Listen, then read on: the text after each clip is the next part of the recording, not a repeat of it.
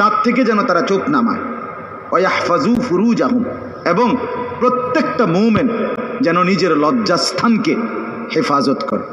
নিজের লজ্জাস্থান হালালভাবে অনুমোদিত ছাড়া, স্বামী স্ত্রীর পবিত্রতা ছাড়া অন্য কোনো ক্ষেত্রে নিজের লজ্জাস্থানকে হারামভাবে যেন ব্যবহার না করে। নিজের হাত দ্বারা কোনো অবৈধ কাজ যেন না করে, নিজে পুরুষ যেন কোনো অবৈধ নাচ না করে, দিন নারীর সাথে যেন নিজের লজ্জাস্থানের জিনা বেবিচার, যেন অসভ্যতা অশ্লীলতা এমনটা যেন না করে। আল্লাহ বলেন যালিকা আযকা লাহুম, কি হবে এতে? আল্লাহ বলে এটাই হবে সর্বশ্রেষ্ঠ পবিত্রতা। এটাই কি বলেন না? সর্বশ্রেষ্ঠ পবিত্রতা। ইন্নাল্লাহা খাবীরুম বিমা ইয়াসনাউন, আল্লাহ বলে যত কৌশলে, যত ফন্দিতে, যত বুদ্ধিতে, যত সিক্রেটে, যত গোপনে তোমরা যে যাই করো, আমি আল্লাহ 100 খবর রাখি। আমার কাছে গোপন কিছু গোপন নেই।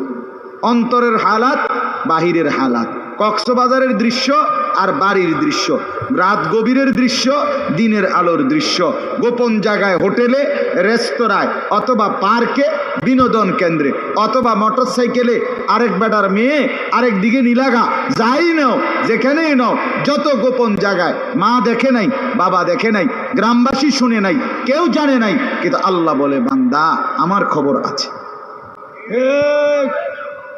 আমার থেকে আড়াল করতে পারবে না। অতএব চোখের হেফাজত, চোখের হেফাজত।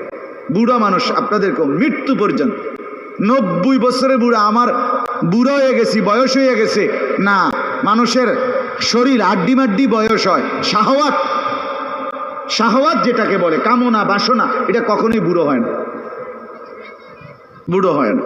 হ্যাঁ, সোজা কথা, আমি খোলামেলা বললাম, শাহওয়াত কি হয় না? বুড়ো হয় না। এজন্য বালেগ থেকে বৃদ্ধ পর্যন্ত সবাই এই হুকুম। 2 নাম্বার আল্লাহ বলেন 31 নম্বর আয়াত, অকুল্লিল মুমিনাতি ইয়াগদুদনা মিন আবসারিহিন্না ওয়া ইয়াহফাজনা ফুরুজাহুন্না। হে নবী, আলাদাভাবে আপনি মুমিন মহিলাদেরকেও বলেন, নারীদেরকেও বলেন, তারাও যেন এই 2টা কাজ করে। কি? চোখ নামিয়ে রাখে, চোখ নামিয়ে রাখে।